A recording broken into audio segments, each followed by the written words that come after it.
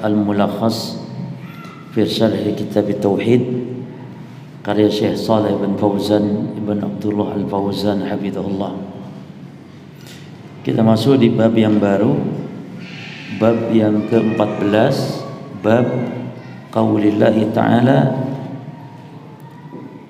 ayusyrikuna ma la yakhluqu syai'an wa hum yukhlaqun wa la yastati'una lahum nasra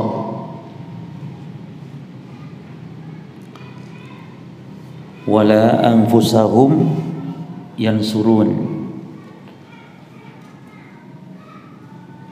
Bab tentang firman Allah Ta'ala yang ada di surah Al-A'raf ayat 192. Ayusyrikuna ma la yakhluqu syai'an. Apakah disekutukan sesuatu yang tidak mampu menciptakan syai'an sedikit pun, wahum yukhlaqun, bahkan mereka yang diciptakan. Jadi apakah pantas disekutukan selain Allah yang dia tidak mampu menciptakan, bahkan justru mereka sendiri yang diciptakan. Wala yastati'una lahum nasra, dan mereka juga tidak mampu, yang disekutukan selain Allah itu tidak mampu memberi pertolongan. Wala anfusahum yansurun, bahkan mereka justru yang ditolong, atau tidak pula mampu mereka menolong diri mereka sendiri. Wala yastati'una lahum nasra wala anfusahum yansurun, mereka tidak mampu lahum bagi mereka nasran memberikan pertolongan, wala anfusahum dan tidak pula mereka terhadap diri mereka yansurun memberikan pertolongan. Jadi kalau kepada orang lain, kalau kepada diri sendiri tidak mampu memberikan pertolongan, apalagi kepada orang lain, orang-orang yang telah menyembahnya mereka. Taib, para jamaah sekalian, kaum muslimin wal muslimat rahimani wa rahimakumullah. Bab ini kesimpulannya dan termasuk bab-bab setelahnya. Bab ini mulai bab 14 ini dan bab-bab setelahnya menjelaskan tentang azamatullah, menjelaskan tentang keagungan Allah Subhanahu wa taala, dan menjelaskan tentang hanya Allah yang berhak diibadahi.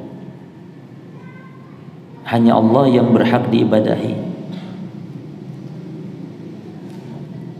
Dan juga menjelaskan tentang dha'fin wa ajzin, menunjukkan lemahnya dan ketidakmampuannya setiap yang diibadahi selain Allah. Nah, ini kesimpulan dari bab ini. Ya. Jadi apa kesimpulan bab ini dan juga bab-bab setelahnya secara umum, yaitu bayanu 'azamatillah, menjelaskan tentang keagungan Allah, wastihqaquhu, dan menjelaskan tentang hanya hak Allah lil ibadati wahdah, hanya hak Allah yang berlayak untuk disembah. Wa bayanu, dan juga menjelaskan apa?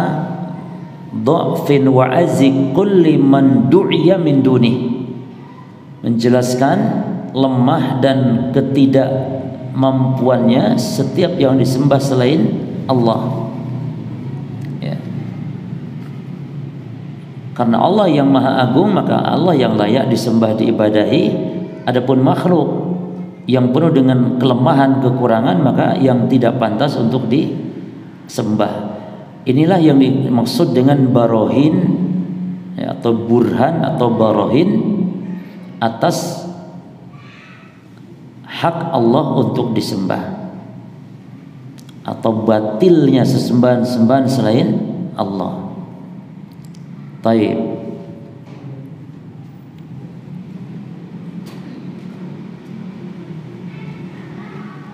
Bahkan termasuk nanti berjemaah ini secara umum ya, menunjukkan makhluk-makhluk yang disembah selain Allah itu menunjukkan lemah, ketidakberdayaan sehingga tidak pantas disembah. Bahkan nanti di bab-bab setelah ini nanti akan dijelaskan termasuk Nabi Muhammad, makhluk yang paling mulia sekalipun tidak pantas diibadahi, tidak pantas diibadahi. Itu sekelas Nabi Muhammad gitu. Termasuk para malaikat, malaikat Jibril, malaikat yang paling agung, tidak pantas diibadahi disembah. Kalau malaikat Jibril dan Nabi Muhammad, dua makhluk yang mulia, yang termulia di antara dua makhluk yang berbeda alamnya, Jibril dari alam malaikat, Nabi Muhammad dari kalangan manusia, tidak pantas disembah, maka yang di bawah mereka tentu lebih pantas lagi. Nah, jadi itu kesimpulan dari bab ini dan bab-bab setelahnya secara umum. Ya. Taib.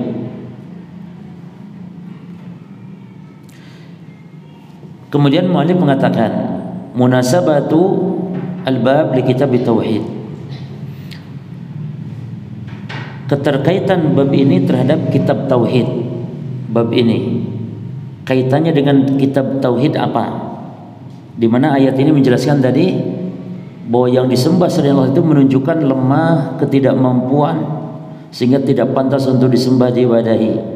Maka kata Syekh Fauzan hafizallahu di sini mengatakan annal musannifa rahimahullah, bahwasanya penulis itu Syekhul Islam Muhammad bin Abdul Wahhab rahimahullah bayyana, menjelaskan fihi, di dalam bab ini al-adilata, dalil-dalil ala butlani syirki, yang menunjukkan batilnya kesyirikan, dalil-dalil yang menunjukkan batilnya kesyirikan ya. Dan juga bayani halil mad'uwin, dan juga penjelasan tentang keadaan al-mad'uwin yang diseru, diibadahi, dimintai doa, itu mad'uwin min dunillahi, selain Allah. Jadi bagaimana keadaannya? Keadaannya lemah, tidak berdaya, tidak mampu menolong diri sendiri, tidak mampu menciptakan, bahkan mereka sendiri diciptakan. Itu maksudnya keadaan al-mad'uwin. Wa fi dzalika, dan pada hal yang demikian itu menunjukkan apa? Taqrirun lit tauhid, berarti penetapan terhadap tauhid, yakni hanya satu-satunya Allah yang berhak diibadahi. Jadi penetapan tauhid bil barahin al qati'ah, dengan barahin, bukti-bukti. Jadi barahin bentuk jama dari burhan. Burhan itu artinya bukti, burhan. Wa burhanu dzalik, dan bukti hal itu, nah, burhan. Maka kalau ada nama orang si Burhan, itu artinya bukti, artinya burhan. Ada lagi nama Burhanuddin ya. Siapa? Ada Burhanuddin, siapa namanya? Pak. Siapa namanya Burhanuddin? Pak Habibie ya. Nah, itu artinya bukti-bukti agama. Cuman para ulama mengatakan kurang baik memberi nama dengan pakai nama-nama agama seperti din. Ya, Burhanuddin, Samsuddin, Komaruddin. Apalagi Syamsuddin, matahari agama. Apa maksudnya matahari agama? Komaruddin, bulan agama. Ya. Apalagi ada lagi Nuruddin, cahaya agama. Masya Allah, itu terlalu berlebihan ya. Jadi hindari nama-nama yang ada dinnya, Burhanuddin seperti itu, atau gelaran-gelaran yang dinisbatkan kepada Allah ya. Seperti Saifullah. Nah, itu hindari itu, karena Saifullah itu gelar yang kalau tidak kenyataan maka itu bermasalah. Saifullah artinya pedangnya Allah. Kan ada tuh Saifullah ya, nama Saifullah. Yang Saifullah itu Khalid bin Walid, digelari Saifullahi al-Maslul, pedang Allah yang terhunus. Karena sesuai dengan kenyataannya gitu, seorang pejuang yang membela agama Allah. Nah, taib, jadi bil barahin, dengan bukti-bukti al-qati'ah yang pasti, ya, secara akal sekalipun, ya. Kalau makhluk tidak mampu berkuasa untuk menciptakan, justru mereka yang diciptakan tidak mampu memberi pertolongan, justru mereka juga butuh pertolongan kepada Allah, maka tidak pantas untuk diibadahi, tidak pantas untuk disembah. Taib, kosakata ayatnya ayusyrikuna. Taib, kita ambil pelajaran dulu dari ayat ini para jemaah. Dari ayat ini surah Al-A'raf ayat 192. Pelajaran dari ayat ini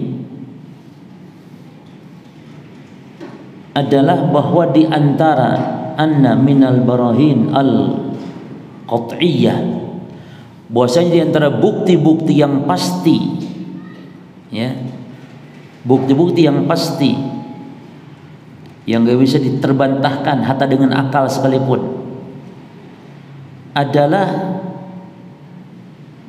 tentang batilnya beribadah kepada selain Allah.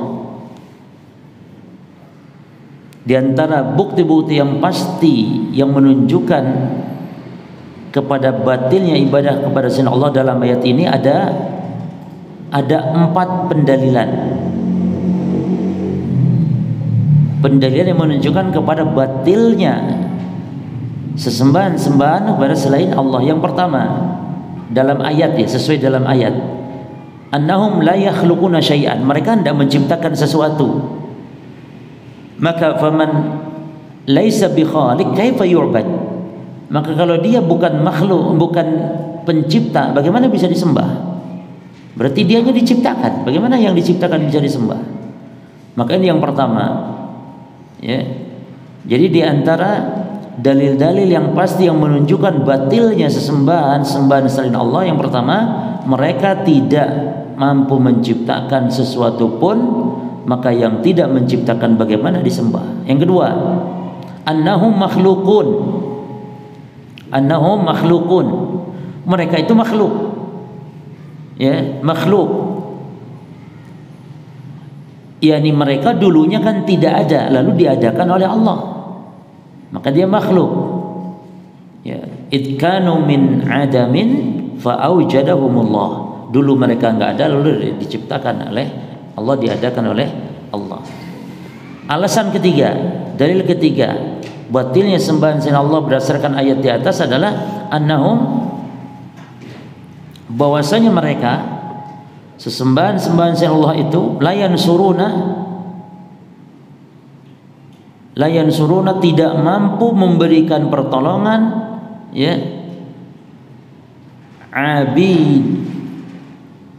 abidihim kepada penyembah-penyembahnya, tidak mampu memberikan pertolongan kepada para penyembah-penyembahnya, ya. Jangankan menolong para penyembahnya, dia sendiri butuh pertolongan, gitu jemaah. Baik, yang keempat, rabi'an, anna haula'i al-ma'budin, bahwa mereka yang disembah-sembah selain Allah tersebut la yastati'una daf'a dhurri an anfusihim, tidak mampu untuk menolak bahaya dari diri mereka, maka bagaimana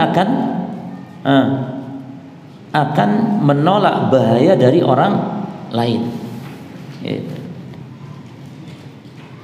Maka dengan ini menunjukkan dengan empat pendalilan yang menunjukkan batilnya sesembahan-sembahan selain Allah, maka dengan empat sifat ini, ya, empat sifat ini adalah tidak layak mereka disembah, dan empat sifat ini lawannya ada pada Allah. Lawan empat sifat ini layak pada Allah, berhak pada Allah. Mereka enggak mau menciptakan, lawannya apa? Allah yang menciptakan. Ya, mereka makhluk yang diciptakan, Allah khaliknya yang menciptakan. Mereka tidak mampu menolong para penyembahnya. Allah mampu menolong para penyembahnya. Mereka yang disembah itu tidak mampu menolak bahaya atas dirinya, ya, apalagi menolak bahaya orang lain, maka Allah berkuasa atas segala sesuatu. Jadi 4 sifat buruk ini yang menunjukkan kelemahan ini, lawannya ada pada Allah. Kemudian para jamaah sekalian, perkataan muallif di dalam ayat ini itu syai'an, ya. Ayusyrikuna ma la yakhluqu syai'an. Apakah mereka selain Allah disekutukan padahal mereka tidak mampu menciptakan syai'an sedikit pun. Nah, kata syai'an, nah, di sini itu nakirah fi siyakin nafi. Dalam konteks bahasa Arab, nakirah di dalam konteks kalimat negatif, kalimat penafian, berfaedah yakni fa ta'ummu ayya syai'in, yakni menafikan segala sesuatu, ya, yakni tidak mampu menciptakan apapun, gitu. Apapun, sampai-sampai dalam ayat yang lain digambarkan hatta menciptakan lalat atau yang lebih kecil lagi.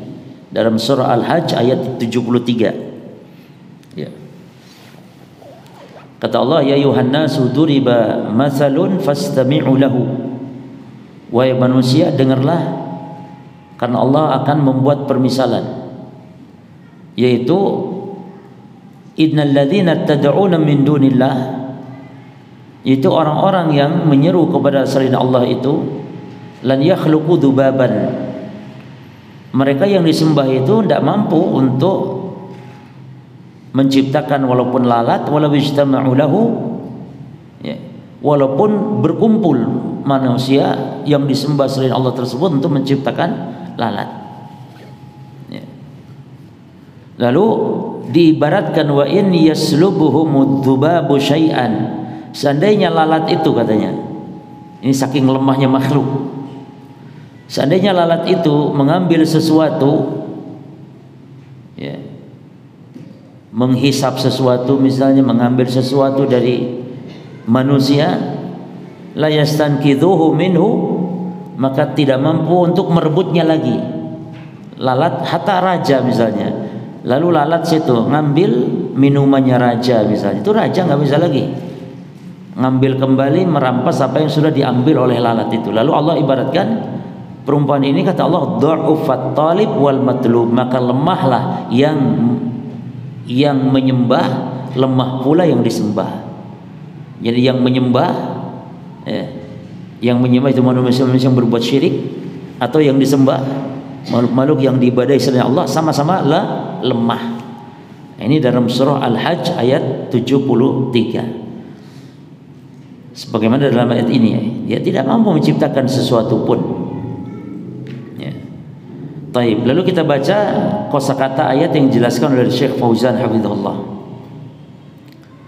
Ayusyrikuna, kata ayusyrikuna, apakah mereka disekutukan, ya.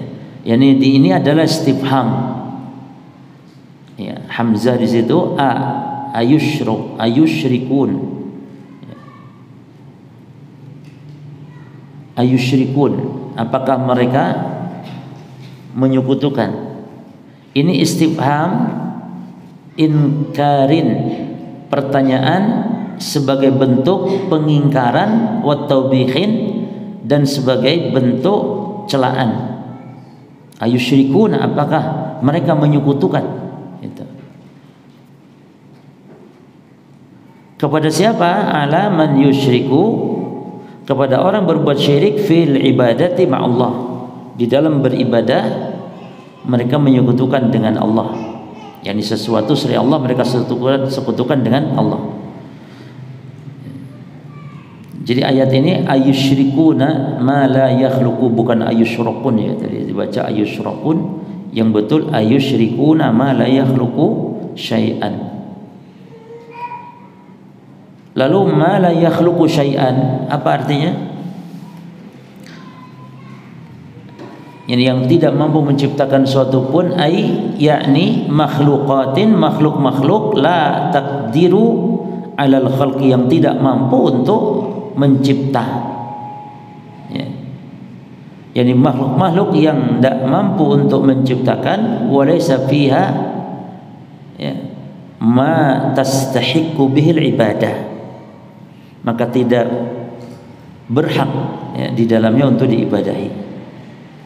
Jadi setiap makhluk yang tidak mampu untuk menciptakan maka tidak pantas untuk diibadahi, ya, ma tastahiqqu bihil ibadah. Yani apa yang berhak untuk diibadahi, walaysa fiha, nah, itu maknanya tidak pantas, tidak berhak di dalamnya, yaitu untuk disembah, untuk diibadahi. Wahum, dan mereka yukhlaqun, ya, wahum, dan mereka yukhlaqun, diciptakan, ay wa haula'il ma'budun, yakni mereka-mereka yang disembah selain Allah tersebut adalah makhlukun. Makhlukun itu yakni yang diciptakan, muhdatsun, yang diadakan, muhdatsun yang diadakan atau yang baru diadakan. Jadi sebagaimana arti bid'ah itu adalah hal yang baru, al-muhdatsat, hal yang diada-adakan, ya. Wa iyyakum wa muhdatsati al-umur fa inna kulla muhdatsatin bid'atun wa kulla bid'atin dalalatun. Jauhi oleh kalian perkara yang diada-adakan, muhdatsat. La yakunu syarikan lil khaliq, yang tidak boleh dia bersekutu dengan Allah sang pencipta, ya. Jadi mereka yang diibadah itu makhluk yang diadakan, sementara makhluk la yakunu syarikan lil khaliq, tidak boleh bersekutu dengan pencipta. Lalu wala yastati'una lahum nasra, dan mereka tidak mampu memberi pertolongan, ai wa haula'i al-ma'budun, yakni dan mereka yang disembah, yang diibadahi selain Allah itu, la yaqdiruna, tidak mampu, ala nasri abidihim, ala nasri abidihim, untuk menolong penyembah-penyembah mereka, menolong penyembah-penyembah mereka. Wala anfusahum yansurun, tidak pula mereka mampu menolong diri mereka, ay wala yaqdirun, yani mereka tidak mampu, ala an yadfa'u ala anfusihim, untuk yadfa'u, mencegah, menolak atas diri-diri mereka, man arada bihim darran, terhadap orang yang mau berbuat bahaya kepada mereka. Enggak mampu mereka mencegah, menolak, ya, karena mereka juga makhluk yang lemah, bisa jadi kalah dengan orang-orang yang mau berbuat jahat misalnya. Maka fa kaifa yadfa'unahu an ghairihim, maka bagaimana pula dia mampu mencegah dari orang lain atau terhadap orang lain. Itu makna dari wala anfusahum yansurun. Taib, al-ma'na al-ijmali lil ayat, yuwabbihullahu subhanahu wa ta'ala, Allah mencela, Allah ta'ala subhanahu wa ta'ala mencela al-musyrikina, kepada orang-orang musyrikin, bianahum, bahwasanya mereka itu ya'buduna, mengibadahi, menyembah, ma'ahu, bersama Allah, ma'budatin, sesembahan-sesembahan yang lain, yang la takhluqu syai'an, tidak mampu menciptakan suatu pun. Jadi orang musyrik itu orang yang nyembah Allah, jemaah. Orang-orang musyrik itu adalah orang-orang yang nyembah Allah. Jadi jangan salah, orang musyrik itu nyembah Allah, tapi selain Allah juga disembah. Manusia dalam menyembah Allah itu ada 3 golongan, ya. Manusia dalam menyembah Allah itu ada 3 golongan. Golongan yang pertama, mereka al-muwahhid, orang yang hanya menyembah kepada Allah semata. Yang kedua, al-musyrik, orang yang menyembah Allah dan juga menyembah selain Allah, itu musyrik. Yang ketiga, al-kafir, orang kafir, yaitu orang yang tidak menyembah Allah sama sekali, tetapi hanya menyembah selain Allah, tidak menyembah Allah sama sekali. Nah, setiap orang musyrik disebut kafir, tapi tidak setiap orang kafir disebut musyrik dalam konteks ini. Saya ulangi, setiap orang musyrik yang menyembah Allah dan selain Allah itu dikafirkan. Kenapa? Karena mereka mengingkari menyembah hanya kepada Allah yang Allah perintahkan. Adapun orang kafir tidak harus disebut musyrik, karena ada orang kafir yang tidak menyekutukan Allah karena memang asalnya dia tidak menyembah Allah. Jelas jemaah. Sehingga orang-orang musyrikin disifati iman oleh Allah dalam Quran. Iman kepada rububiyah Allah, namun berbuat syirik dan disebut kufur di dalam ibadah. Antum lihat surah Yusuf ayat 106 jemaah. Dalam surah Yusuf ayat 106 Allah menetapkan kalau orang musyrik itu beriman. Beriman mereka, beriman kepada Allah, ya beriman kepada Allah, cuma beriman kepada rububiyah Allah saja, yakni Allah yang menciptakan, menghidupkan, mematikan, tapi mereka syirik dalam beribadah, tidak mentauhidkan Allah dalam beribadah. Dalilnya di surah Yusuf ayat 106 Allah mengatakan, wa ma yu'minu aktsaruhum billahi illa wa hum musyrikun. Hafalkan ayat ini, karena ini dalil sebagian orang awam kaget, gemeter hatinya kalau dikatakan Abu Jahal itu beriman kepada Allah. Abu Jahal beriman kepada Allah, gemeter dia. Kok bisa Abu Jahal beriman? Iya, Allah yang mengatakan. Cuma iman kepada apa? Iman kalau Allah itu penciptanya, iman kalau Allah itu yang memberi rizki, yang mengatur alam semesta, dan mereka mentauhidkan Allah dalam masalah rububiyah ini.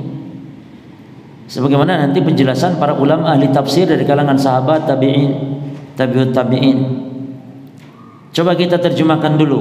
Wa ma yu'minu aktsaruhum billah, dan tidaklah kebanyakan mereka beriman kepada Allah, yakni mereka itu beriman kepada Allah, illa wahum musyrikun, hanya saja keimanan mereka kepada Allah itu dicampur kesyirikan. Nah, mana yang iman, mana yang syiriknya? Yang iman kepada rububiyah dan syiriknya dalam uluhiyah, syiriknya dalam ibadah. Berarti Abu Jahal ini beriman kepada rububiyah Allah saja. Asy-Syankiti dalam Adwaul Bayan, tafsir Adwaul Bayan, beliau jelaskan dan beliau bawakan tafsir dari Ibnu Abbas, tafsir Al-Imam Al-Hasan Basri, tafsir dari Mujahid, Amir Asy-Sya'bi, dan banyak para ahli tafsir, yakni makna ayat ini adalah surah Yusuf ayat 106, anna aktsaran nasi wa humul kuffar, yaitu bahwa kebanyakan manusia dan mereka dalam maksudnya orang kafir, makanu yu'minuna billahi bitauhidihim lahu fi rububiyatihi. Tuh. Jadi mereka tidaklah beriman kepada tauhid dalam rububiyah, illa wa hum musyrikun bihi ghairahu fi ibadatihi. Tapi mereka syirik kepada Allah, ya, dengan menyekutukannya kepada selain Allah dalam beribadah.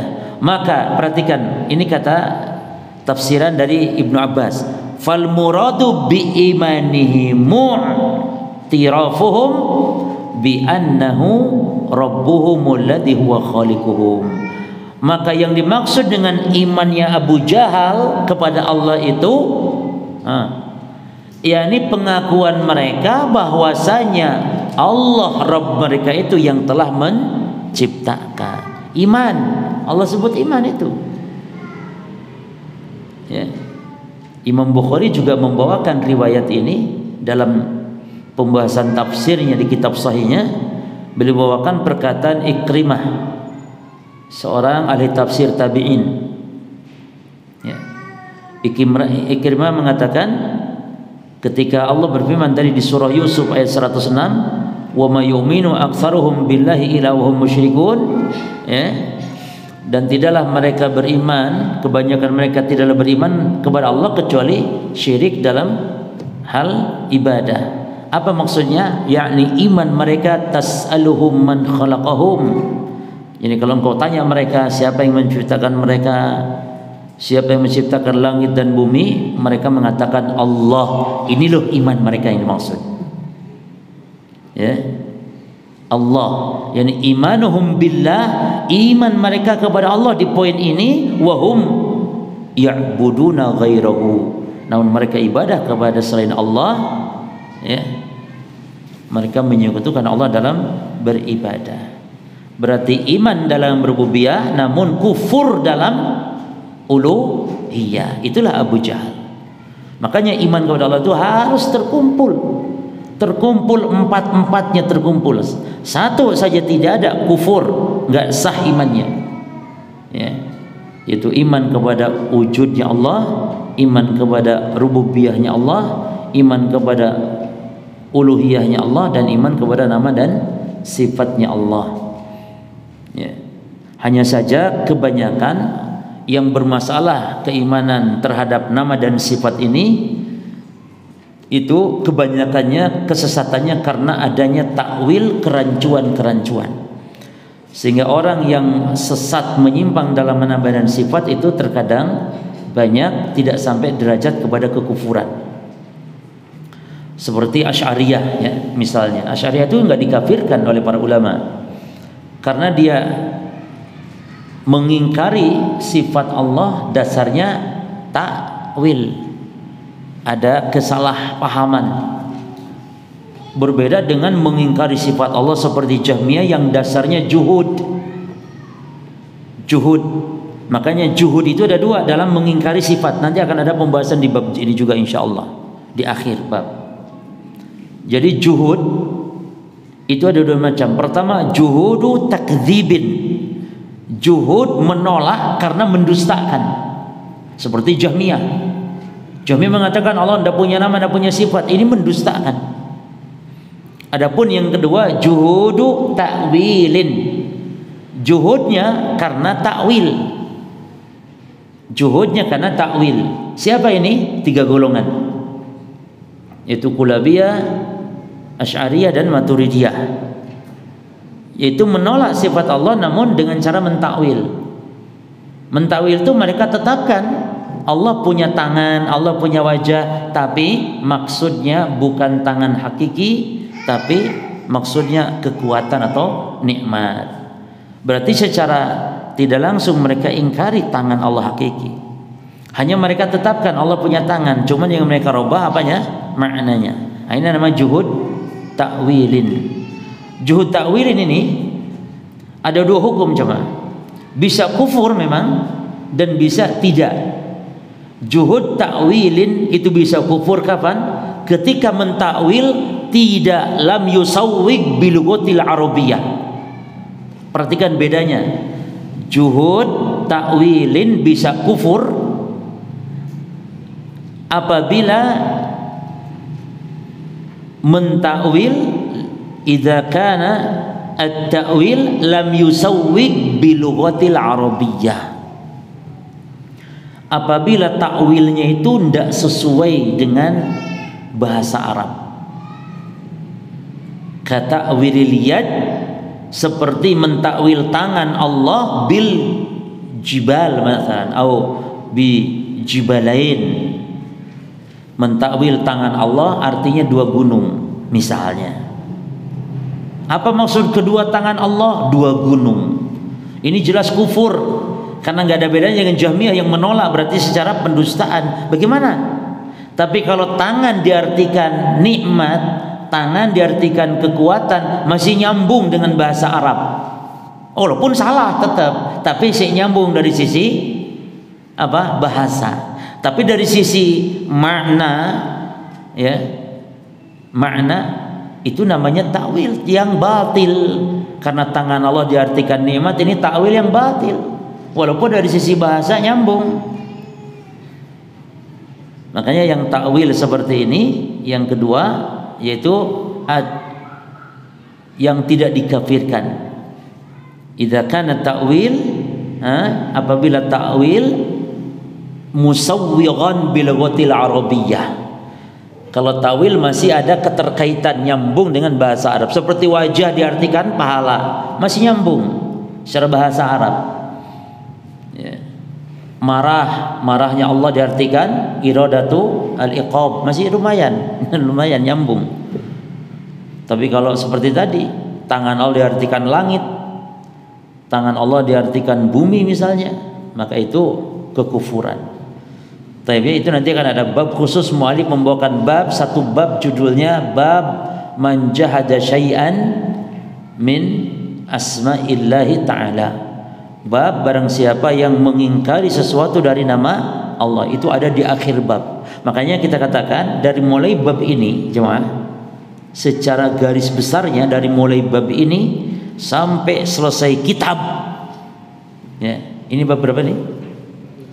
14 sampai selesai kitab, ya, semuanya kitab ini kan 60-an lebih bab.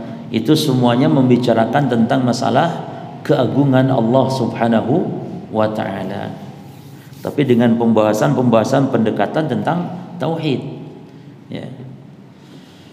Taib. Jelas jemaah ya. Jadi dihafalkan ayat yang menunjukkan kalau Abu Jahal itu beriman, iman kepada rububiyah Allah, dan Allah sebut dia beriman namun syirik dalam ibadah sehingga imannya tidak berguna. Itu ada di surah Yusuf ayat 106 sesuai dengan tafsiran para ulama ahli tafsir. Taib.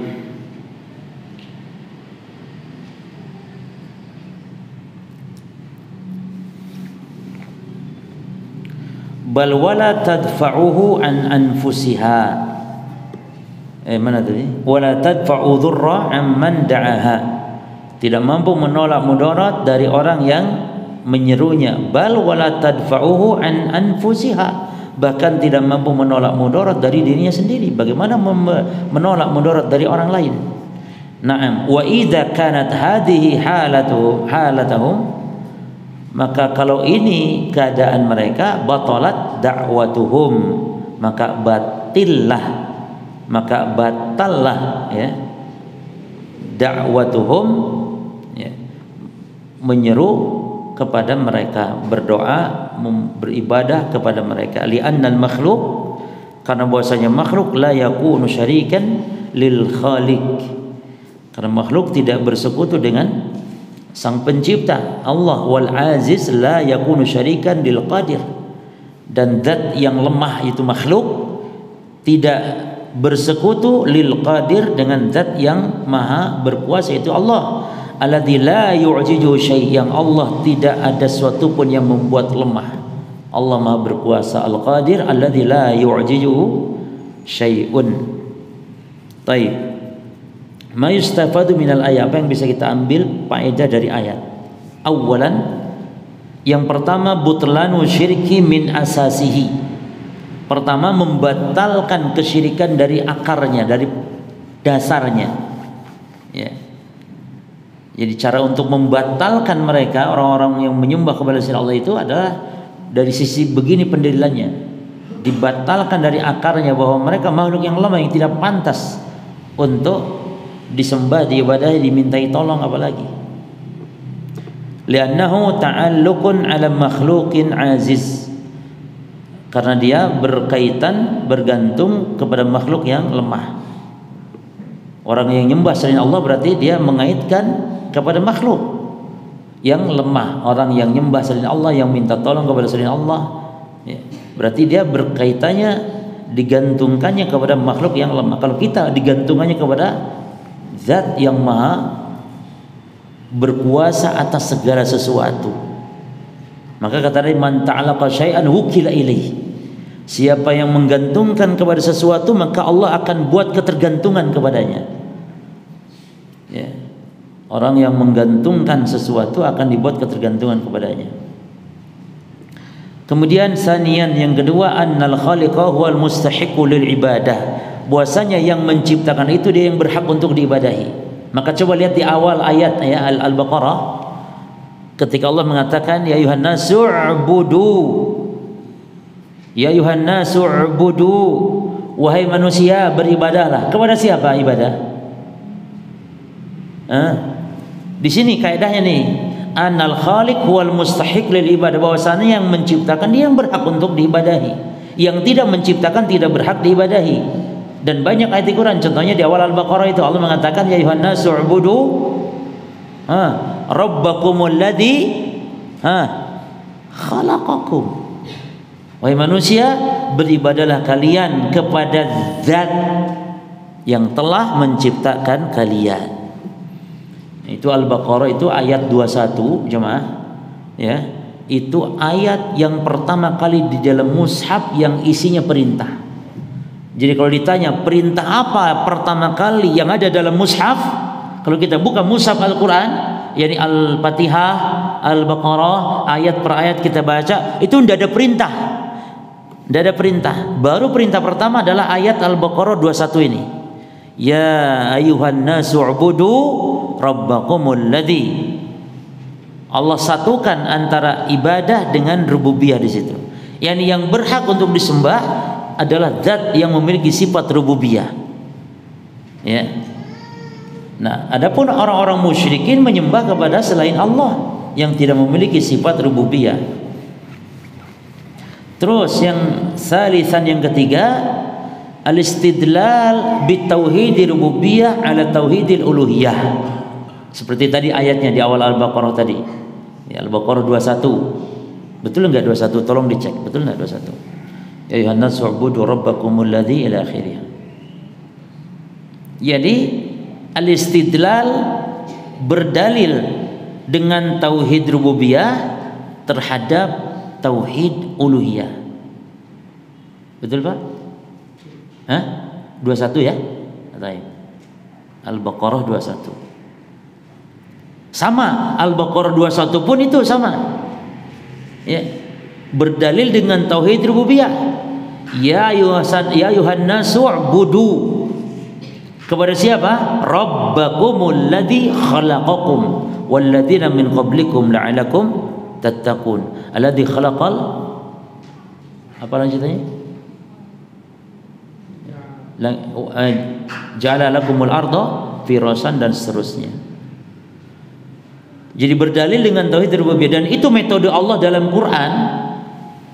Yani Allah turunkan ayat-ayat berkaitan rububiyah. Allah menciptakan, menghidupkan, mematikan, memberi rezeki, itu kan rububiyah. Allah turunkan sejumlah ayat-ayat rububiyah dalam rangka apa? Dalam rangka berhujjah untuk mentauhidkan Allah dalam uluhiyah. Jadi Allah mengatakan dalam Quran tentang rububiyah bukan untuk menjelaskan rububiyah kepada Abu Jahal, bukan. Karena Abu Jahal sudah mengenal rububiyah Allah itu, bahkan sudah beriman dengan rububiyah Allah. Tapi Allah turunkan sejumlah ayat-ayat rububiyah dalam rangka iqamatul hujjah, dalam rangka menegakkan hujjah, dalam rangka Allah berdalil bahwa sebagaimana kalian mengesahkan Allah dalam rububiyah, kenapa kalian tidak mengesahkan pula di dalam ibadah? Nah, itu maksudnya. Jadi ini penting sekali, al-istidlal bi tauhid rububiyah ala tauhid al-uluhiyah. Yang keempat, rabi'an masyru'iyatu muhajatil musyrikin. Disyariatkan untuk membantah orang-orang musyrik. Jadi Allah tidak diam dalam Quran, tapi membantah kesesatan, penyimpangan. Demikian pula kita para jemaah. Kalau ada penyimpangan itu harus dibantah. Ya. Untuk apa? Linasril haq, demi membela kebenaran, wa qam'il batil, dan demi menghancurkan kebatilan. Ya.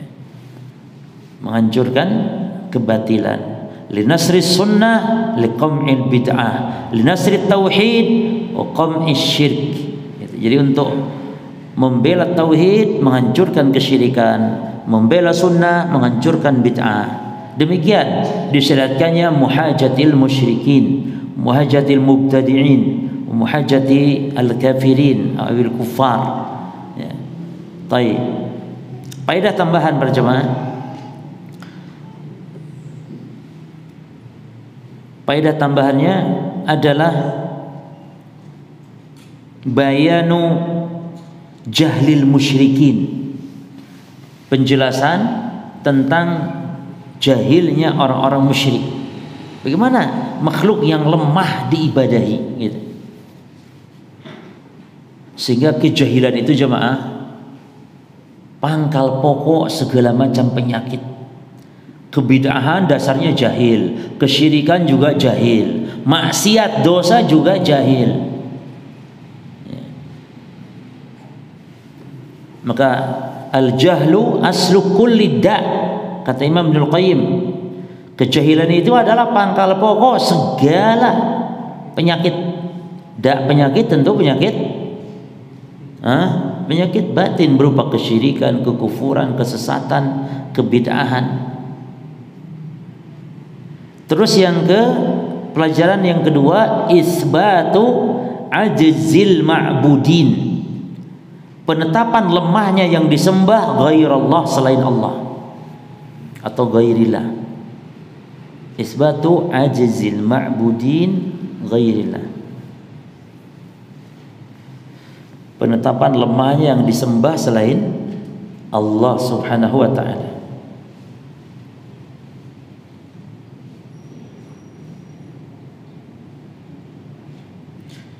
Taib. Jadi kesimpulannya ayat ini para jemaah, ayat ini menunjukkan apa? Ayat ini menunjukkan setiap yang disembah selain Allah adalah lemah sehingga tidak pantas untuk disembah, diibadahi. Dan yang dimaksud selain Allah mencakup semuanya, termasuk kubur, pohon yang dikeramatkan dan yang lain-lain dari benda-benda, termasuk bahkan manusia yang paling mulia sekalipun, menunjukkan lemah. Nabi Muhammad lemah, sebagai manusia lemah. Beliau sakit. Nabi Muhammad SAW sakit, bahkan beliau meninggal dunia. Bagaimana makhluk yang meninggal disembah? Yang disembah itu harus alladzi hayyun la yamut, harus yang kekal hidup, tidak pernah mati selamanya. Makanya Abu Bakar ketika Nabi wafat, di hari wafatnya Nabi, Abu Bakar naik mimbar. Karena manusia saat itu seolah limbung, termasuk Umar bin Khattab. Umar petatang petenteng membawa pedang. Siapa yang mengatakan Muhammad wafat, maka aku bunuh, aku penggal lehernya dengan pedang ini, kata Umar. Saking para sahabat sedihnya gitu ketika wafatnya Nabi. Lalu Abu Bakar naik mimbar, lalu kata Abu Bakar, man kana ya'budullah, man kana ya'budu Muhammadan fa inna Muhammadan qad mat. Wa man kana ya'budullah fa innallaha hayyun la yamut. Siapa yang menyembah Muhammad, maka Muhammad telah wafat sekarang. Tapi siapa yang menyembah Allah, maka sungguhnya Allah hidup selamanya, tidak akan pernah mati. Nah, ini diantara sehingga menjadi tenang akhirnya. Lalu Abu Bakar membacakan ayat yang seolah-olah ayat itu baru pertama kali didengarnya. Nah, ini perlu mengingatkan para jemaah. Orang-orang kadang lupa dengan ayat-ayat, ya, supaya orang menjadi ingat, menjadi sadar. Taib. Selesai, masuk ayat yang kedua, wa qawlihi walladzina tad'unahum min dunihi. Ini sama maknanya dengan ayat pertama sebenarnya, ya, jadi ayat ini dengan ayat yang tadi sama, menjelaskan tentang lemahnya yang disembah selain Allah dari kalangan makhluk. Walladzina tad'una min duni, dan orang-orang yang kalian seru dari selain Allah itu ma yamlikuna min qitmir. Mereka tidak memiliki kekuasaan walaupun min qitmir, walaupun seruas kulit ari, kulit saking tipisnya gitu, walaupun setipis kulit ari, nggak memiliki yakni kekuasaan. In tad'uhum, kalau kalian menyeru mereka, la yasma'u du'aakum, mereka tidak mendengar seruan kalian. Kalaupun mendengar, kalau kalian menyeru tidak mendengar. Lalu kalaupun mendengar, walau sami'u mastajabu lakum, kalaupun mendengar misalnya mereka enggak mampu menjawab, terhadap kalian.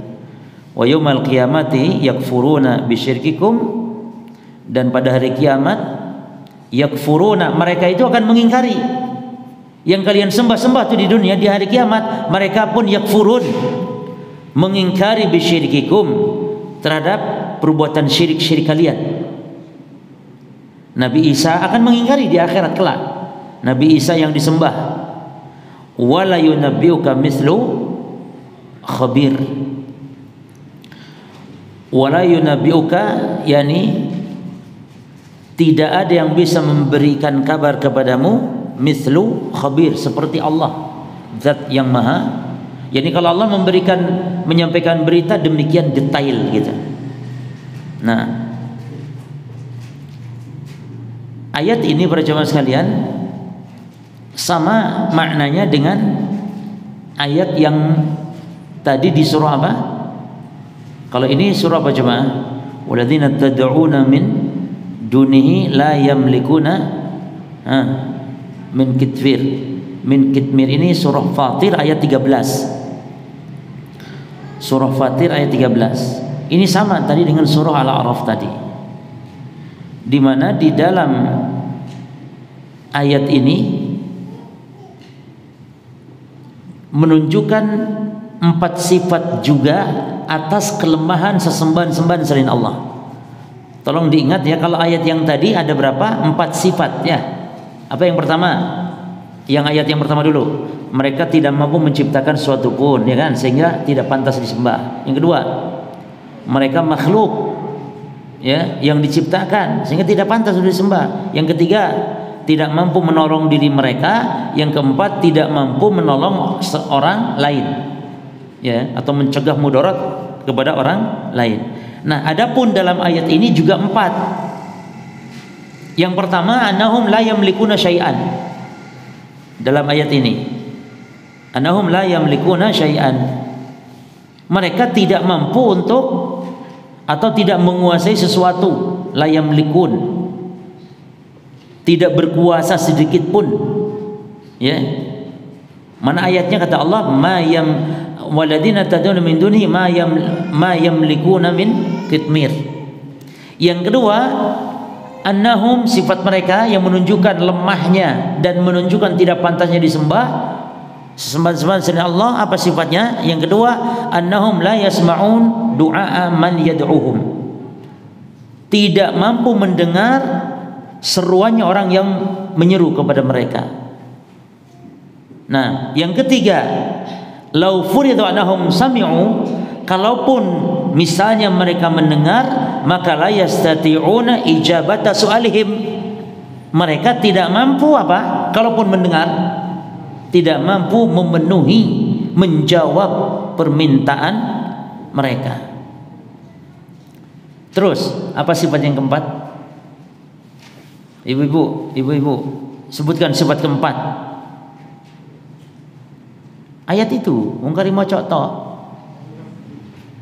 Si ibu-ibu si pengen ngantuk tak tanya, pengen ngantuk kan enggak ketok ning ngene iki. Apa Bu? Apa sifat keempat?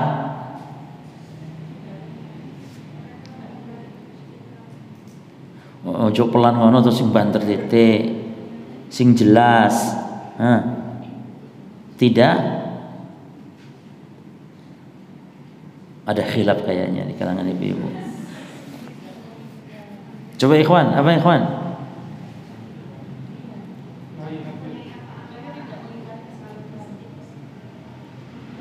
La. Ahsan. Nah, annahum yaumal qiyamah yakfuruna bisyirki haula. Dari kiamat mereka mengingkari. Ya, diingkari kan berarti menunjukkan apa? Tidak pantasnya untuk disembah. Mereka nanti di akhirat diingkari. Ya. Yani mereka mengingkari sesembahan apa kepada yang menyembah mereka di hari kiamat. Seperti Nabi Isa akan mengingkari nanti di hari kiamat. Taib, inilah 4 sifat ya, yang disebutkan dalam ayat ini.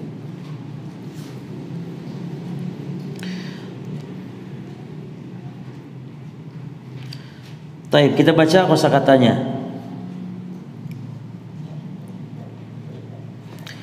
Walladzina tad'una min dunihi, dan orang-orang yang kalian seru selain Allah, ai alladzina tad'unahum ghairallah, yani yang kalian ibadahi, kalian seru, kalian mintai tolong, kalian doa kepadanya selain Allah. Siapa selain Allah? Minal malaikati wal anbiya'i wal asnami wa ghairiha. Perhatikan jemaah, malaikat, nabi atau patung berhala disamakan.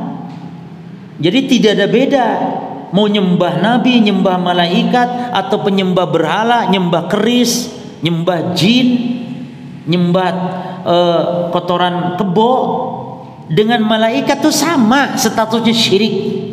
Tidak menjadi kalau nyembah malaikat itu jadi boleh, yang nggak boleh itu kalau nyembah kotoran kerbau. Ndak, antara kotoran kerbau dengan menyembah malaikat sama.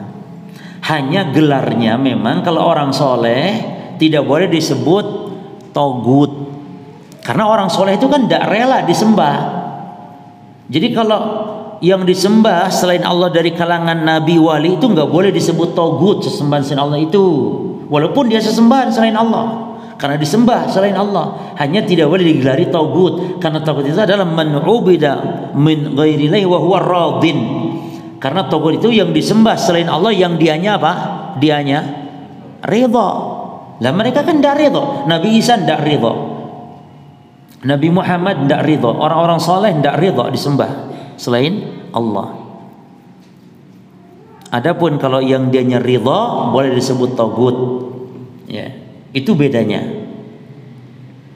Bahkan kuburan Nabi Muhammad pun, ya, ketika disembah maka dia menjadi togut, menjadi wasanan yu'bad. Kata Nabi, Allahumma la taj'al qabri wasanan yu'bad. Ya Allah, jangan kau jadikan ya Allah kuburanku berhala yang disembah. Ini ketika disembah-sembah kuburan Nabi bisa menjadi berhala. Tapi Nabi Muhammad ketika disembah tidak boleh Nabi Muhammad disebut berhala.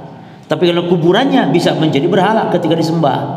Tapi Nabi Muhammad kalau disembah nggak boleh disebut berhala, karena beliau tidak rela, tidak ridho disembah.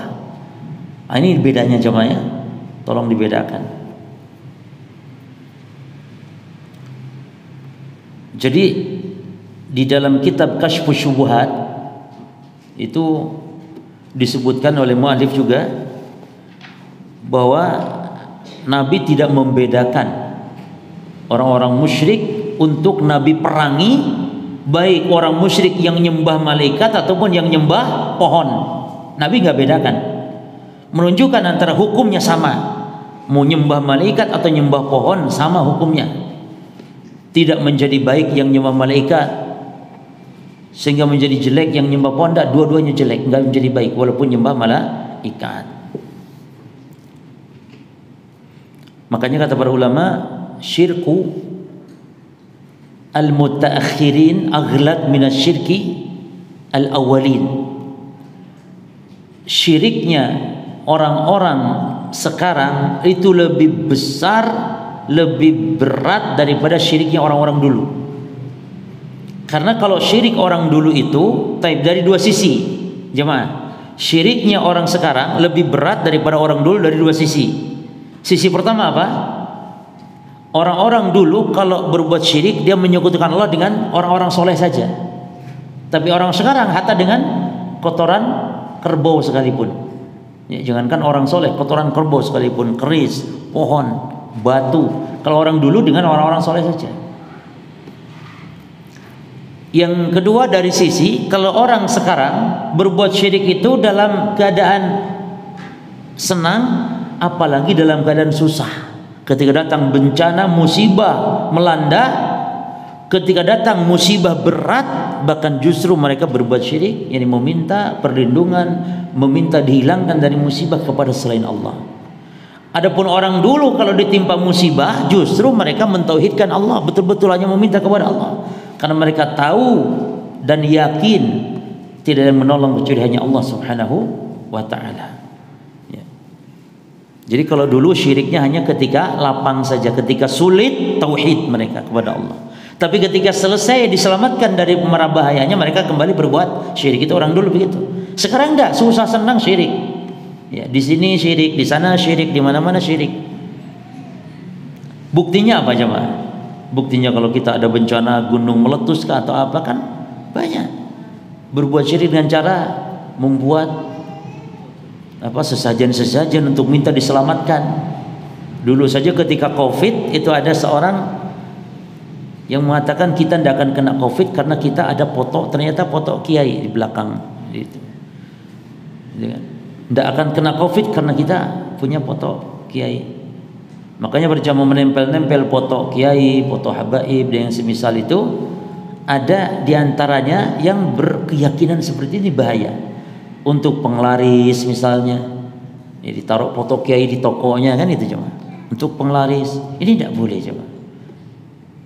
Maka betul lah kenapa kita dilarang memajang foto siapapun apalagi tokoh, walaupun tujuannya hanya cinta sama tokoh itu saja, nggak ada niat apapun, tetap terlarang karena menghantarkan nanti kepada seperti itu, menghantarkan kepada kesyirikan.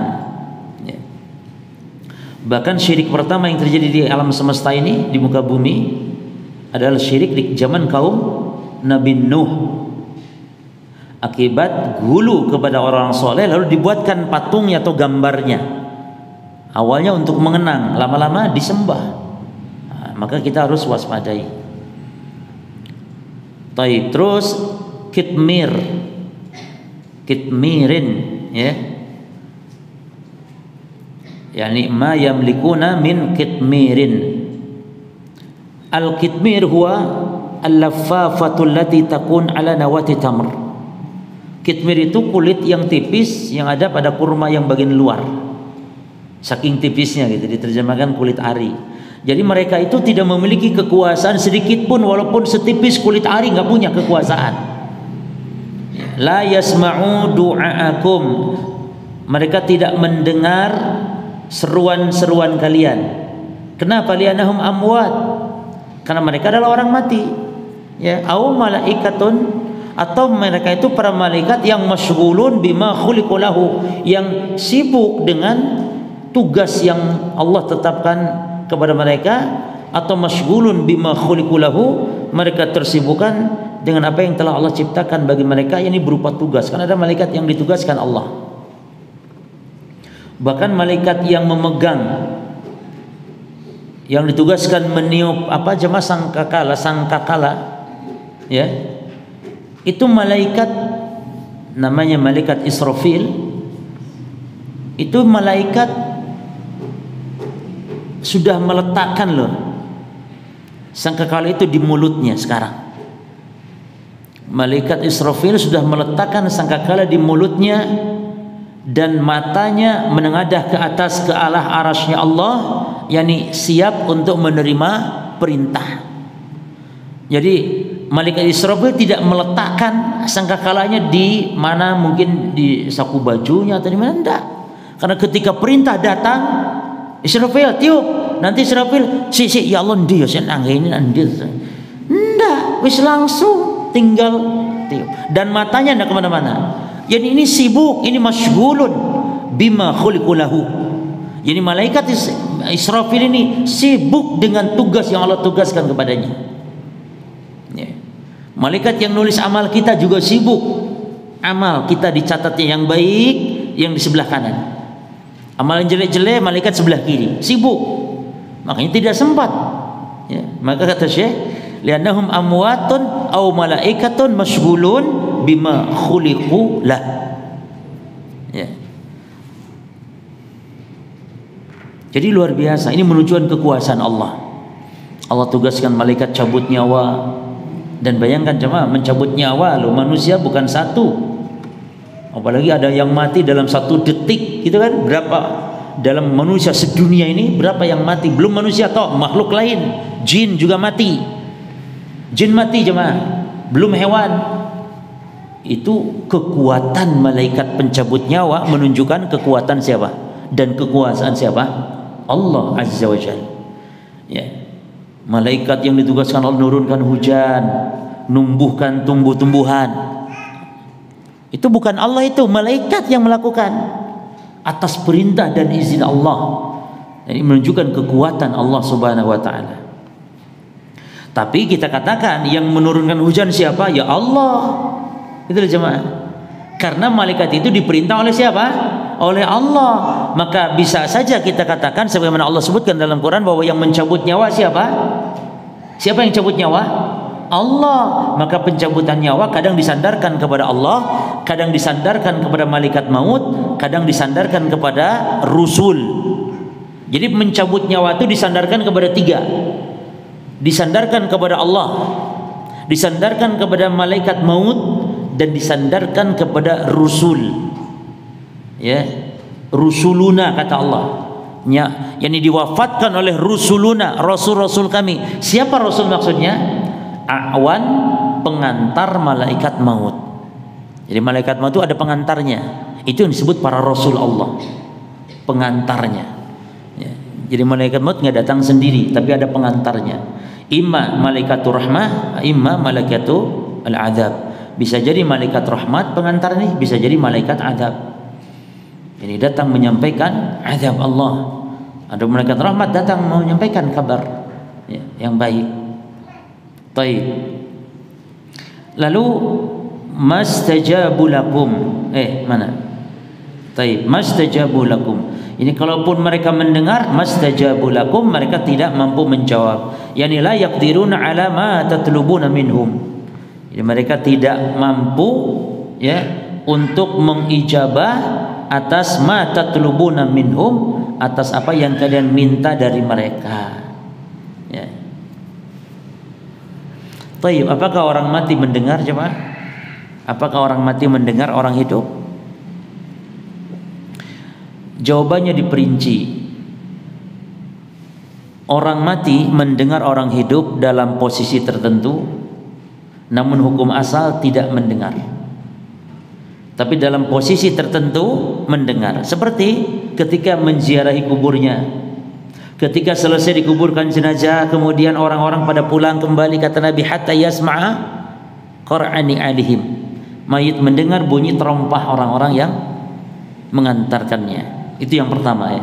Yang kedua, mendengarnya mayit pun, tolong perhatikan ini, mendengarnya mayit pun adalah mendengar alam barzakh. Jangan dipahami seperti mendengar ketika kita di dunia, dia sudah mati jasadnya, ruhnya hidup. Maka mendengarnya pun adalah mendengar alam barzakh, sesuai dengan kehidupan alam barzakh. Ya, jangan dipahami mayit sekarang seperti kita hidup di dunia mendengar kayak kita begini ya. Jadi dua poin penting itu. Yang pertama, mayit mendengar di momen tertentu, tidak pada setiap keadaannya, namun hukum asalnya tidak mendengar. Yang kedua, pendengaran yang dimaksud juga pendengaran alam barzakh, sesuai dengan alamnya. Karena sesuatu sesuai dengan alamnya jemaah. Kita waktu di alam rahim, kita hidup sesuai dengan alam rahim ya. Kita makan sesuai dengan alam rahim. Tidak ada orang dalam rahim makan pentol, tidak ada, karena bukan alamnya. Makan pentol di mana? Di dunia. Sama halnya ada orang yang diberi nikmat di alam barzakh. Apakah di alam barzakh makan pentol? Lah, diberi makan yurzaqun, diberi rizki di alam barzakh. Tentu sesuai dengan alam barzakh. Termasuk nanti kita di alam akhirat, di surga, diberi nikmat, makanan macam-macam ini itu, maka itu pun sesuai dengan alamnya. Kalau Allah menyebut di surga ada dalima, rumman, atau ada macam-macam, itu hanya sama dalam nama saja, hakikatnya berbeda, beda alam. Bidadari diibaratkan seperti apa jemaah? Saking beningnya bidadari itu sampai daleman tubuhnya tuh kelihatan dari luar. Bayangkan antum, jadi bidadari itu kayak kaca gitu jemaah. Ini tulangnya, darahnya, uratnya keto. Sekarang antum bayangkan nih, di dunia ada perempuan kayak gitu, cantik kayak gitu perempuan, tapi keto kabeh jeroane. Antum gelem tak? Tapi itu kan di dunia memang. Di alam akhirat nanti bidadari gambarnya seperti itu. Ya. Makanya makanan hidangan terenak juga nanti di surga diantaranya adalah hatinya ikan paus. atau ikan hiu hatinya. Lalu ada orang ngomong, aku nggak doyan ya. Yo ojo ngomong ngono to. Misalnya, ya Allah aku nanti masuk surga ya Allah, tapi aku mau ya Allah aku ojo dikei apa? Hati itu sebab nggak doyan. Ndak cuma. Makanya ibu-ibu, subhanallah, ada seorang ibu-ibu tanya kepada salah seorang syekh. Ibu-ibu tanya gini, Syekh, saya boleh ndak doa kepada Allah, ya Allah, kalau di surga nanti kumpulkan saya sama suami saya saja dan jangan dikumpulkan sama bidadari. Syekhnya ketawa, subhanallah ibu, di dunia suamimu ingin kamu sendiri, sampai di surga kamu masih cemburu katanya. Sampai di surga pun maunya sendiri. Sampai subhanallah. Jadi ibu-ibu tolong diperhatikan, di surga ibu tidak ada lagi rasa cemburu. Tidak ada. Jadi ibu di surga nanti bersama suaminya. Ibu sebagai ratu, suami sebagai raja di surga. Lalu bidadari menjadi istri-istri suami kita. Suami cuman yang paling mulia tetap istri di dunia. Dan itu nanti dicabut rasa al-ghil, rasa cemburu, rasa benci, iri, dengki, tidak ada. Maka jangan dibayangkan di surga nanti kayak di dunia. Makanya seorang wanita ini yang nanya kepada Syekh, karena dia kayaknya cemburu berat itu, cemburu berat sehingga hatta di surga pun doa, ya Allah kumpulkan di surga sama suami saya, jangan sama bidadari, karena dia cemburu sama bidadari. Jadi tidak ada rasa cemburu sedikit pun, dicabut sudah. Dan itu kata para ulama diantaranya dihilangkan rasa itu tuh ya ketika jadi manusia itu kan kalau sudah melewati kintarah, setelah sirat ada lagi kintarah. Nah, itu dibersihkan, itu sudah tidak ada lagi yang namanya iri dengki di situ. Ya. Tapi kalau di dunia wanita justru cemburu wajar, ya. Bahkan di antara karakter wanita adalah al-ghirah, cemburunya yang kuat. Sehingga sangat jarang wanita, kecuali yang diberi rahmat oleh Allah, sangat jarang kalau suaminya ingin kawin lagi langsung, oh iya bi silahkan, monggo, kalau bisa dicarikan, tapi Umi punya teman masya Allah soleha. Tidak ada. Sak soleh lah, sak solehnya istri coba, nek masalah kawin lagi tetap sih mikir 70 kali. Lah istri Nabi aja, istri Nabi cemburu coba, istri Nabi cemburu. Cuman karena tunduknya kepada syariat. Istri Nabi bagaimana Aisyah kalau cemburu? Itu Nabi membawa membawa Sofiyah kan? Nabi nikah di perjalanan pulang dari Bani Quraidah dibawa. Lalu apa? Gosip-gosipnya antara Aisyah dan Hafsah. Alah, wanita Yahudi katanya gitu. Kenapa menjawab ngomong wanita Yahudi Aisyah? Karena cemburu. Jadi wanita di antara karakternya cemburu, al-ghirah. Tapi boleh wanita kalau melarang istri suaminya kawin lagi itu boleh-boleh saja, tidak masalah. Asal jangan membenci syariatnya, karena benci itu ada dua macam. Ada benci syariat, karahiyatu at-tasyri', dan ada karahiyatu, benci itu karahiyatu at-tabi'i, benci secara tabiat. Ya kan?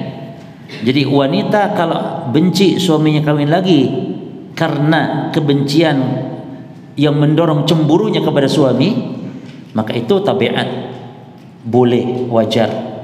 Ya tidak boleh sih, cuman yang boleh maksudnya nggak haram gitu aja. Tapi kalau benci kepada syariat poligaminya, maka itu kekufuran. Ya. Nah jadi boleh, wanita boleh juga berdoa seperti, ya Allah, semoga jangan sampai suami kawin lagi ya Allah, cukup saya sebagai istrinya ya Allah dunia akhirat. Boleh doa seperti itu. Tapi suami juga boleh, ya Allah anugerahkan kepadaku istri yang kedua yang solehah ya Allah.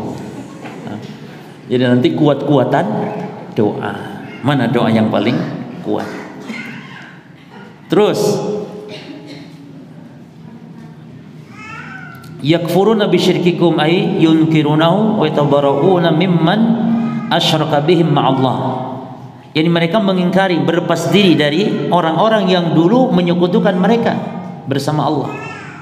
Seperti Nabi Isa akan mengingkari. Terus wala yunabbi'uka ay yukhbiruka bi'awaqibil umur wa ma'aliha.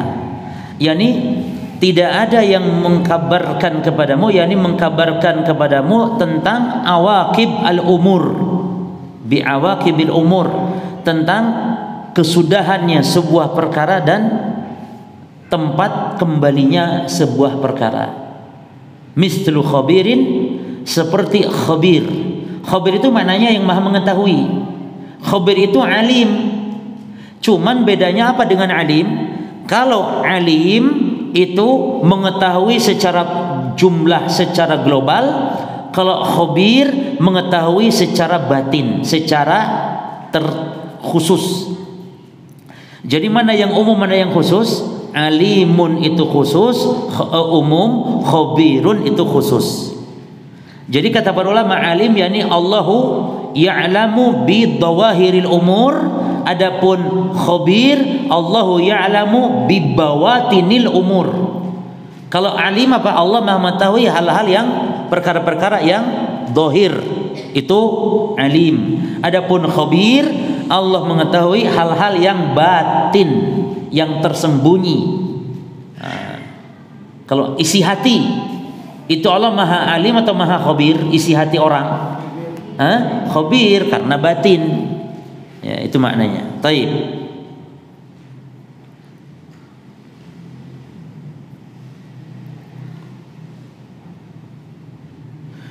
Saya kira cukup cuma. Nanti makna al-ijmali lil ayat. Tolong diingatkan Aldi ya. Poin ini makna al-ijmali lil ayat.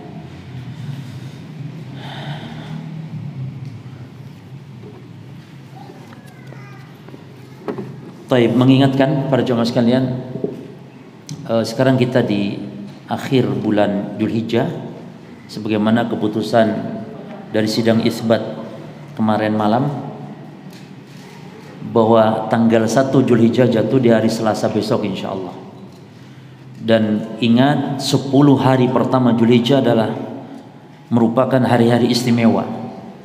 Terkumpul rukun-rukun ibadah di situ jemaah. Ada salat, ada kurban, sedekah ya, zakat, ada haji. Jadi rukun Islam terkumpul di situ. Dan amalan dilipat gandakan demikian hebat. Kata Nabi SAW, "Ma min ayamin al-amalu shalih fina khairun." Tidaklah ada hari-hari ya, yang mana amal soleh itu lebih baik dibandingkan dengan hari-hari yang lain, kecuali daripada 10 hari pertama di bulan Dzulhijjah. Termasuk jihad sekalipun kalah. Ini kalau ada orang baca Al-Quran Alif Lam Mim dibanding jihad yang dilakukan di luar 10 hari pertama bulan Dzulhijjah, masih kalah itu amalan jihad tersebut dari sisi pahalanya. Maka jangan sia-siakan amalan-amalan yang ada di 10 hari pertama di bulan Dzulhijjah. Di antaranya adalah amalan itu puasa jemaah. Nah, puasa ini yang benar nanti saya share juga di itu nanti tentang bagaimana cara puasa Dzulhijjah ini. Yani puasa Dzulhijjah itu dari tanggal 1 sampai tanggal 9 hari Arafahnya. Cuma kalaupun tidak sanggup ya di tanggal 9 hari Arafah itu jangan sampai luput. Dan qadarullah tahun ini pun berbeda penetapan Saudi dengan pemerintah kita di Indonesia, sehingga nanti akan bermasalah puasa Arafah ini tanggal berapa. Maka lagi-lagi kita nanti tulis juga berkaitan masalah ini, saya tulis judulnya puasa Arafah di persimpangan jalan. Nanti saya share. Artinya apa? Artinya kita puasa Arafah ikut keputusan pemerintah, tanggalnya 9 itu ikut pemerintah, bukan sesuai dengan peristiwa wukuf di Arafah. Jelas ya? Jadi kalau yang mau puasa Arafah tanggal 9, maka nanti ikut yang pemerintah. Jadi mengingatkan dari mulai besok mari kita puasa dari tanggal 1 sampai tanggal 9 hari Arafah. Adapun nanti tanggal 10-nya kita beridul adha, tentu mengikuti juga keputusan pemerintah. Bagi yang berkurban, maka tolong dibedakan niat mentakyin jemaah. Jadi kalau bisa, kalau sudah kita membeli hewan kurban dan dipersiapkan untuk berkurban, maka takyin saja. Kita ucapkan ini kurban saya dan kasih tanda kalau ini hewan kurban, sehingga kalau memang kabur atau hilang tanpa keteledoran kita, itu kurban kita sudah sah. Jelas jemaah? Kalau sudah ditayin hewan kurban atau mati, hewan kurbannya mati, enggak disengaja, maka kurban kita sudah sah. Enggak perlu diganti jemaah, karena kita sudah mentayin kalau ini hewan kurban. Kalau sudah ditayin maknanya sudah milik Allah, bukan milik kita lagi. Cuman kalau kita teledor ya ganti. Kalau tidak, matikah, kaburtah, tidak perlu diganti karena kita sudah mentayin. Tapi kalau belum ditayin, maka kalau mati ya kita tidak kurban berarti namanya, kalau kita nggak ganti, ya kan? Iya tuh jemaah. Kalau belum ditayin lalu mati, tiba-tiba hewan kurban sudah kita beli mati. Kalau kita tidak mengganti, kita kurban enggak? Kalau enggak mengganti ya, kita dianggap kurban enggak? Ya enggak dianggap kurban, mungkin dapat pahala niat toh. Tapi dianggap pahala kurban tidak. Karena kan mati hewannya, enggak jadi. Tapi kalau sudah ditayin, tetap dapat dianggap setelah berkurban. Nah, itulah bedanya. Makanya tayin. Bagaimana cara mentayin? Ya tinggal ngomong ini adalah kurban saya. Mentayin, niatkan untuk kita kurban dan ini ditayin. Makanya dulu kalau hewan kurban itu kasih tanda. Dulu di zaman Nabi. Kalau unta tuh kadang diiris, ya diiris apa namanya? Bagian punduknya itu supaya berdarah, tanda itu hewan kurban, atau dikalungi. Ya, makanya disebut kiladah, kalung. Demikian mungkin. Adapun masalah ini cuma masalah tidak menggunting kuku ya, mulai tanggal 1 atau potong rambut. Nah, ini tolong jangan sampai lupa juga. Ini pendapat yang benar jemaah. Yang dimaksud tidak boleh dipotong kuku dan rambutnya ini maksudnya pekurban.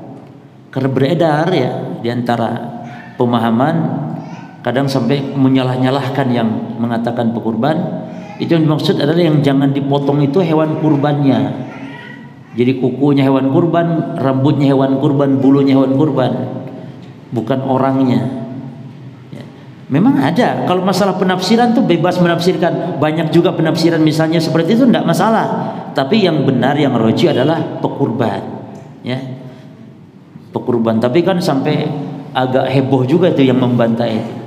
Sampai ngomong kejahilan yang mengatakan yang menahan motong kuku adalah pekurban itu kejahilan, kebodohan.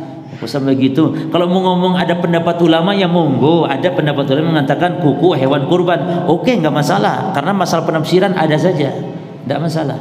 Cuman kalau sampai ngomong kejahilan, nah itu juga banyak fatwa-fatwa dari penjelasan juga dari para ulama-ulama kibar dalam masalah memotong kuku atau rambut ini maksudnya pekurban, dan itu hanya yang berkurban kepala keluarga. Kalau istrinya boleh potong kuku dan semisal. Kemudian nanti daging kurban tolong kalau bisa walaupun diwakilkan kita ini nunggu melihat gitu sembelihan hewan kurban kita. Nanti kita ambil dagingnya minta kepada panitia karena itu wakil kita, dan panitia itu jangan marah-marah. Ada pekurban minta daging, alah kurban dijalui maneh. Ya tapi masih ngono yang kurban juga jangan ngambil ya separuh nih misalnya yoko akehan, ya minta secukupnya aja, minta apanya minta. Ya, dan makan dari dagingnya itu sunnah, bahkan ada ulama yang sampai mewajibkan. Tapi yang penting intinya sunnah dianjurkan gitu ya. Wallahu a'lam. Demikian, subhanakallahumma bihamdika asyhadu an la ilaha illa anta astaghfiruka wa atubu ilaik. Assalamualaikum warahmatullahi wabarakatuh.